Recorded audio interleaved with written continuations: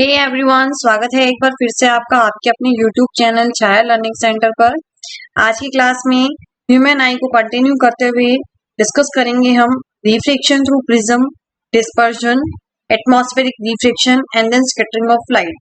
तो शुरू करते हैं हम अपनी आज की क्लास शुरू करने से पहले अभी तक अगर आपने चैनल को सब्सक्राइब नहीं किया है तो जल्दी से जाके सब्सक्राइब करें और ज्यादा से ज्यादा शेयर करें।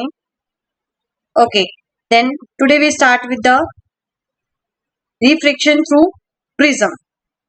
रिफ्लेक्शन की फिनोमेना हम अपनी लाइट चैप्टर में पढ़ चुके हैं। Reflection means the bending of light. ठीक है, किससे पढ़ेंगे कि प्रिज्म में जब रे ऑफ लाइट ट्रेवल करती है तो किस तरह से रिफ्लेक्शन की फिनोमेना आपको देखने के लिए मिलेगी। तो सबसे पहले आपको प्रिज्म पता होना चाहिए कि प्रिज्म क्या है। जब भी प्रिज्म की बात होगी इट मींस कौन सा प्रिज्म होगा, एक ग्लास प्रिज्म होगा जो किस तरह से दिखाई देता है मैं अभी आपको दिखाती हूँ। प्रिज्म तो ये कुछ इस तरह से आपको प्रिज्म दिखाई देगा। ये किसकी फिगर है बच्चे? ये है आपके प्रिज्म की फिगर। प्रिज्म कुछ इस तरह से दिखाई देता है। ठीक, ये किसका बना होता है? ग्लास का बना होगा। इसके अंदर दो ट्रायंगुलर फेसेस होंगे, दो ट्रायंगुलर एंड्स होंगे और तीन रेक्टेंगुलर साइड्स होंगी। ठीक है, ये आपको दिखाई भी दे रही है यहाँ पे। ये जो है एक ट्रायंगल, ये होगी एक ट्रायंगुलर साइड ये है और एक ट्रायंगुलर साइड इसकी ये बैक साइड पर है, दिस वे लाइक दिस। ठीक है, और बाकी जो तीन इसमें जो है वो रेक्टेंगुलर साइड्स होंगी। कैसे? एक है ये this one,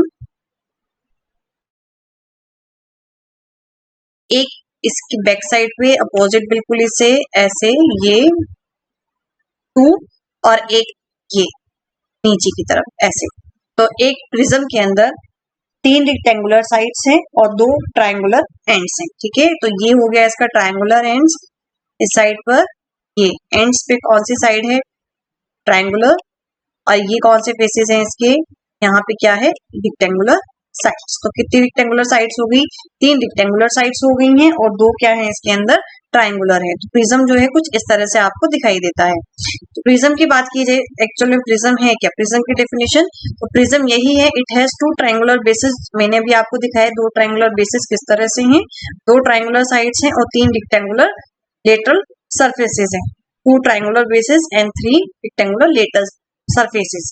lateral surfaces top और बॉटम को छोड़ दो, उसके अलावा जो आपके फेसेस हैं उन फेसेस को आप क्या बोलते हो? लेटरल फेसेस बोलते हो, या कंप्लीट नेम आप क्या बोलोगे?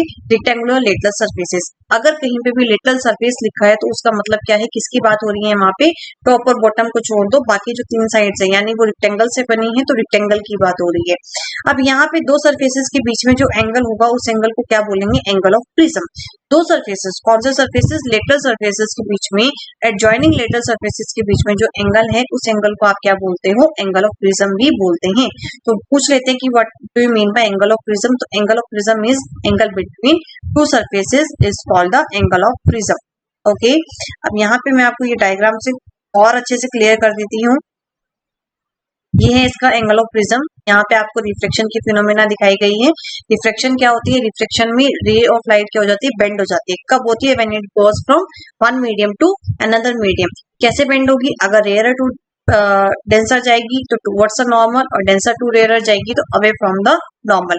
ये सब हम अपने लाइट चैप्टर में पढ़ चुके हैं। तो ये आपको यहाँ पे रिफ्लेक्शन की फिनोमेना दिखाई गई है। ABC क्या है आपका? एक प्रिज्म है, एक ग्लास प्रिज्म है। ये आपकी एक इंसिडेंट लाइट, इस तरह से जो रे ऑफ लाइट है वो इंसिडेंट कराई गई है। P पॉइंट पे यहाँ पे एक नॉर्मल ड्रॉ किया गया है दिस वे, और यहाँ पे नॉर्मल के साथ जो एंगल फॉर्म हुआ ये एंगल कौन सा है आपका? एंगल ऑफ इंसिडेंस, जिसको हमने I1 से रिप्रेजेंट किया है। ओके, अब बाहर कौन सा मीडियम है आपका? एयर, यानी कि बाहर क्या है? रेयर, और अंदर ग्लास। जो प्रिज्म है वो किसका बना है? ग्लास का। तो ये कौन सा मीडियम है? अंदर हो गया आपका denser medium. This is your denser medium. अब ये जो रे ऑफ लाइट है वो कैसे ट्रेवल कर रही है? Rare to denser medium. तो यहाँ पे ये जो रे ऑफ लाइट है it bends towards a normal. तो ये जो रे है वो इस तरह से जाएगी दिस वे, और इस तरह से ट्रेवल करते हुए प्रिज्म की दूसरी साइड को स्ट्राइक करेगी। तो जहां पे ये स्ट्राइक करेगी वहां पर हम एक नॉर्मल और ड्रॉ करेंगे दिस वे ऐसे, और इन दोनों नॉर्मल्स को आपने ज्वाइन कर लेना है। यहाँ पे नॉर्मल के साथ जो रिफ्लेक्टेड रे एंगल बनाएंगे उस एंगल को आप क्या बोलोगे? Angle of reflection. सिमिलरली यहाँ पर भी ये जो रे है, अब ये रिफ्लेक्टेड रे दूसरी साइड के लिए किसका काम करेगी? इंसिडेंस का काम करेगी। इसलिए इसको हम यहाँ पे क्या लिखेंगे? यहाँ पे ये हो गया आपका R2 और यहाँ पे ये क्या है? I2। ओके, और ये जो रे बाहर एमर्ज आउट हुई है, इस रे को हम क्या बोलेंगे, एमर्जेंट रे। दिस रे इज नोन एज एमर्जेंट रे।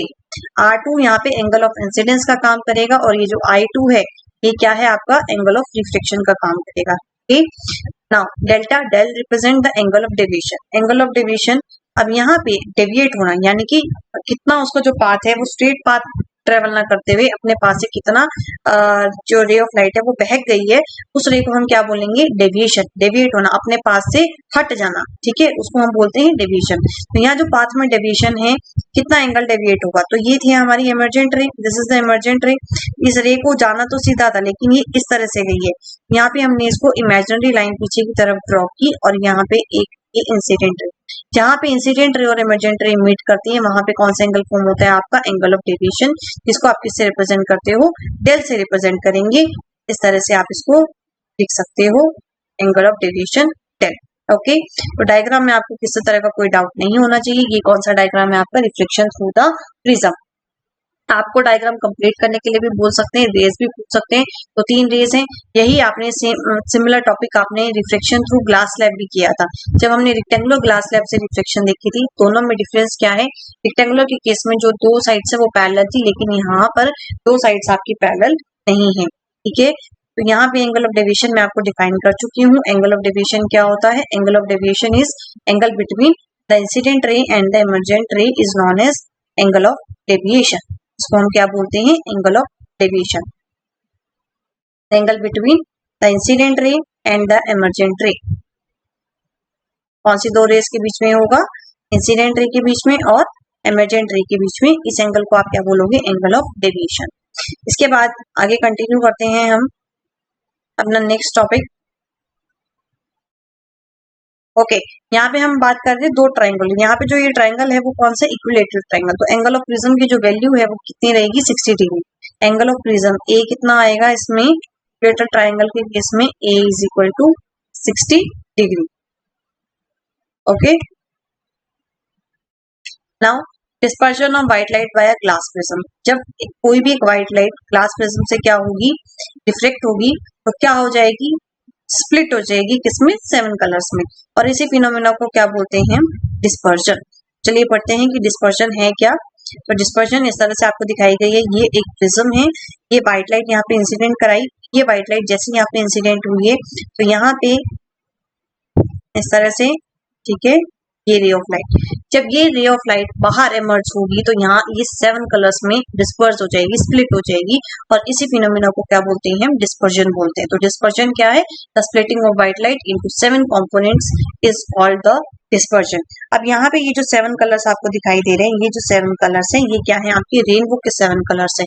और इन 7 कलर्स को आप कैसे लर्न करते हो, विबग्योर से, where we represents the violet, I for indigo, B for blue, G for green, Y for yellow, O for orange and R for red, ठीक है। तो यहाँ पे ये जो व्हाइट लाइट है वो किसमें स्प्लिट हो गई, ये व्हाइट लाइट 7 कलर्स में स्प्लिट हो गई है, इस स्पेक्ट्रम बोलते हैं। अब ये जो कलर कॉम्पोनेंट्स है, ये जो लाइट बीम के ये जो 7 कलर्स आपको मिले हैं, इस बैंड को आप क्या बोलोगे, स्पेक्ट्रम। और स्पेक्ट्रम में कितने कलर्स होते हैं, आपके 7 कलर्स होते हैं। कौन कौन से, आप इसको विबग्योर से लर्न कर सकते हो। और ये जो फिनोमिना है जिसमें जो व्हाइट लाइट है वो स्प्लिट हो रही है डिफरेंट कॉम्पोनेंट्स में, इसी फिनोमिना को क्या बोलते हैं, इस फिनोमिना को हम डिस्पर्जन बोलते हैं। ओके, तो dispersion is the phenomena of splitting of white light into 7 different components is known as dispersion. अब यहाँ पे जब हमने इसको विबग्योर से लर्न किया, तो यहाँ पे बिल्कुल एक्सट्रीमेंट्स पे आप देखोगे तो एक्सट्रीमेंट्स पे एक होगा आपका वॉयलेट कलर और दूसरा होगा आपका रेड कलर। रेड कलर जो है उसमें बेंडिंग सबसे कम होगी, लेकिन जो वॉयलेट कलर है वो सबसे ज्यादा बेंड हो जाएगा, ठीक है। तो सबसे ज्यादा बेंडिंग कौन से कलर में होगी, वॉयलेट कलर में, और सबसे कम बेंडिंग कौन से कलर में होगी, रेड कलर। ओके, इसके बाद Newton, Isaac Newton is the first person जिन्होंने क्या किया, ये स्पेक्ट्रम प्रिज्म को यूज करके क्या किया, स्पेक्ट्रम ऑफ सनलाइट ऑब्टेन किया था। ये इन्होंने क्या किया, he try to split the colour of spectrum. अब ये तो एक पता चल गई, कौन सी फिनोमेना पता चल गई, कि जैसे ही व्हाइट लाइट पास होगी किससे, एक प्रिज्म से, तो वो किसमें स्प्लिट होगी, 7 कलर्स में। अब न्यूटन क्या चाहते थे, इन कलर कंपोनेंट्स को और आगे स्प्लिट करना चाहते थे, तो उन्होंने एक और प्रिज्म यूज किया। अब अगर ये दोनों प्रिज्म कैसे रखे हैं, जैसे एक प्रिज्म इस तरह से रखा है और दूसरा भी सिमिलर ऐसे ओके, तो सर आइजैक न्यूटन क्या करना चाहते थे, इन 7 कलर्स को फर्दर और कलर्स में डिवाइड करना चाहते थे। वो देखना चाहते थे कि फर्दर स्प्लिटिंग होती है या नहीं होती। तो उन्होंने क्या किया, इस तरह से 2 प्रिज्म लिए, एक प्रिज्म इस तरह से और दूसरा प्रिज्म भी उन्होंने इसी तरह से रखा। तो जब इन्होंने दोनों प्रिज्म को एक सिमिलर डायरेक्शन में, एक सिमिलर पोजीशन में रखा और लाइट को इन्होंने इंसिडेंट कराया, तो ये क्या ऑब्जर्व करेंगे कि इस ट्रायंगल से, इस ग्लास प्रिज्म से यहाँ पर आपको किसी भी तरह की कोई भी लाइट ऑब्जर्व नहीं होगी। No colour will be observe here. ठीक है, फिर इन्होंने क्या किया, पोजीशन को इंटरचेंज कर दिया। पोजीशन को कैसे इंटरचेंज किया, एक प्रिज्म को ऐसे रखा है और दूसरे प्रिज्म को क्या किया, इस तरह से उल्टा करके रख दिया। जब इन्होंने इसको उल्टा करके रखा, इन्होंने क्या देखा कि यहाँ पे व्हाइट लाइट इंसिडेंट कराई, ठीक है, ये इस तरह से ट्रेवल हुई, यहाँ पे डिस्पर्जन हुई। अब ये जो 7 कलर्स की लाइट है वो इस प्रिज्म के ऊपर फॉल हुई और यहाँ से जब आपको लास्ट में यहाँ पर आपको लाइट मिलेगी, यहाँ पर आपको कौन सी लाइट मिलेगी, you will observe here white light. दोबारा से जो कलर्स से वो रिकम्बाइन हो गए, इसमें रिकम्बाइन हो गए, 7 कलर्स ने मिलकर दोबारा से कौन सी लाइट दी है, व्हाइट लाइट दी है। तो ये था आपका न्यूटन का एक्सपेरिमेंट। इसको मैं आपको फिगर से भी दिखा देती हूँ कि किस तरह से आपको ऑब्टेन होगा। ये है आपका, ठीक है, जब दोनों पोजीशन जो है वो इन्वर्टेड है, प्रिज्म की पोजीशन कैसी है, इन्वर्टेड है, तो यहाँ पर आपको किसी भी तरह की कोई भी लाइट ऑब्टेन, सॉरी, आपको कौन सी लाइट मिलेगी, आपको व्हाइट लाइट। लेकिन अगर दोनों ही सिमिलर पोजीशंस में रखें तो वहां पर आपको किसी तरह की कोई भी लाइट ऑब्टेन नहीं होगी। तो यहाँ हमने एक वर्ड डिफाइन किया, that is a spectrum. Spectrum क्या है, जो आपको 7 कलर के डिफरेंट कलर्स मिले हैं, उस बैंड को आप क्या नाम दे रहे हो, स्पेक्ट्रम। और नेचुरल स्पेक्ट्रम की अगर मैं बात करूँ तो वो नेचुरल स्पेक्ट्रम जो आप ऑब्जर्व करते हो वो क्या है, आपका rainbow. Rainbow is a natural spectrum जो आप स्काई में, अपने आसमान में ऑब्जर्व करते हो। कब ऑब्जर्व करते हो, बारिश के बाद। जब बारिश होती है उसके बाद धूप निकलती है तो आप वहां पे क्या ऑब्जर्व करते हो, you will observe the rainbow. Rainbow क्यों बन रहा है, it is due to the dispersion of sunlight by the tiny water droplets. अब बारिश की जो बूंदे वहां पे प्रेजेंट है, वो पानी की बूंदे एक प्रिज्म का काम करेगी और जैसे ही उनके ऊपर वो लाइट फॉल होगी, उन पानी की बूंदों के ऊपर, वाटर ड्रॉपलेट्स के ऊपर, वहां पे क्या होगी, डिस्पर्जन होगी। डिस्पर्जन यानी कि जो सनलाइट है इसमें ब्रेक हो जाएगी, 7 कलर्स में ब्रेक हो जाएगी and you observe the rainbow. तो रेनबो क्या है, आपका एक नेचुरल स्पेक्ट्रम है। कब ऑब्जर्व होता है, आफ्टर द रेन शावर। क्यों होता है, due to dispersion of sunlight. Sunlight किससे डिस्पर्स होगी, अब यहाँ तो आपके पास प्रिज्म था, लेकिन बारिश के बाद जो पानी की बूंदे हैं, जो वाटर ड्रॉपलेट एटमॉस्फेयर में प्रेजेंट है, वो एक प्रिज्म का काम करेगी और वहां पे जो सनलाइट है वो 7 कलर्स में डिस्पर्स हो जाएगी। ठीक है, तो ये आपको यहाँ पे दिखाई गई है, ये वाटर ड्रॉपलेट ये प्रिज्म का काम कर रही है। इस तरह से ये सनलाइट इसके ऊपर फॉल हुई इस डायरेक्शन में और यहाँ पे मीडियम चेंज हुआ और ये इस तरह से रिफ्लेक्ट हुई है and you will observe here the rainbow.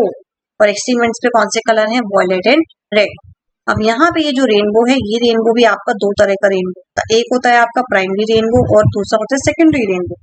अब आप बोलोगे हमने तो एक ही तरह का रेनबो है, लेकिन ये जो कलर है या जो रेनबो है वो 2 तरह का होते हैं। कौन कौन से, इसको भी मैं आपको बताती हूँ।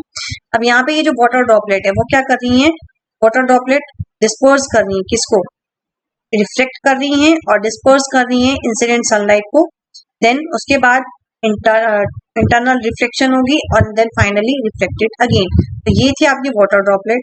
वाटर ड्रॉपलेट पे अगर आप देखोगे यहाँ पे एक रिफ्लेक्शन की फिनोमेना यहाँ हो रही है, यहाँ टोटल इंटरनल रिफ्लेक्शन हो रही है और उसके बाद दोबारा से इस सरफेस पे आके यहाँ पे आपको रिफ्लेक्शन की फिनोमेना देखने के लिए मिलेगी। तो यहाँ पे 2 रिफ्लेक्शन हो रही है और एक क्या हो रही है, आपकी डिस्पर्जन हो रही है। ये जो रेनबो है, रेनबो हमेशा ही किस डायरेक्शन में बनता है, अपोजिट टू दैट ऑफ सन। सन की अपोजिट डायरेक्शन में रेनबो हमेशा आपको देखने के लिए मिलेगा।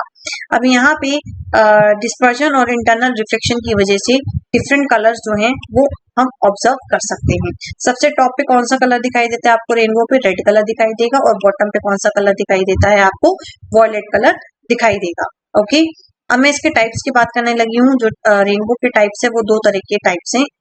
दोनों टाइप्स में सिर्फ उसके किसके ऊपर, ये यहाँ पे डायग्राम में मैंने आपको दिखाया है, this is your primary rainbow, this is your primary rainbow and this one is your secondary rainbow.